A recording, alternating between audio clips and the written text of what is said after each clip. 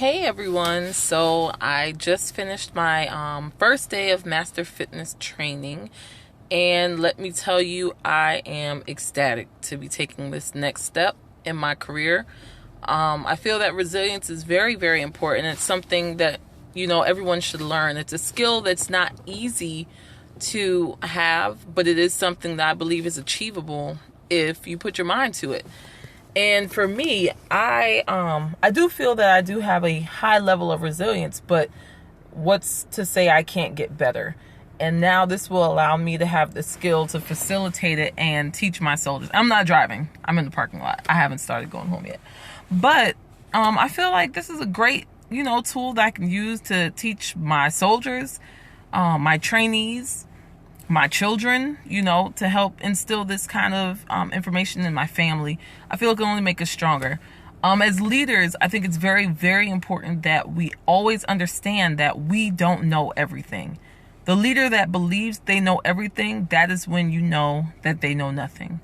A leader has to constantly be in the position to accept growth, to accept constructive criticism, to accept when they're wrong, as well as the same way when they accept when they're right. They have to accept both on the same level playing field so that people can see that they're humble, that they're modest, that they understand that they started at a certain level and they had to build to get there. So you can't just stop building if you plan to become more successful and be more of a leader. The quote that I feel fits what I'm trying to say is that a leader has to test themselves by, one, holding their subordinates to a standard, and two, holding their peers and their seniors to the same standard. If you hold everybody accountable, if you hold everybody to the same standard, then those leaders that are above you, those senior leaderships that are above you, will understand that they still have room for growth. The same way you are trying to instill that same mindset for your subordinates to understand they can still grow, then you do the same for your seniors. Of course, you got to approach every situation different, regardless of rank. You have to address each person with a different level of intensity because everybody's not going to accept it the same way.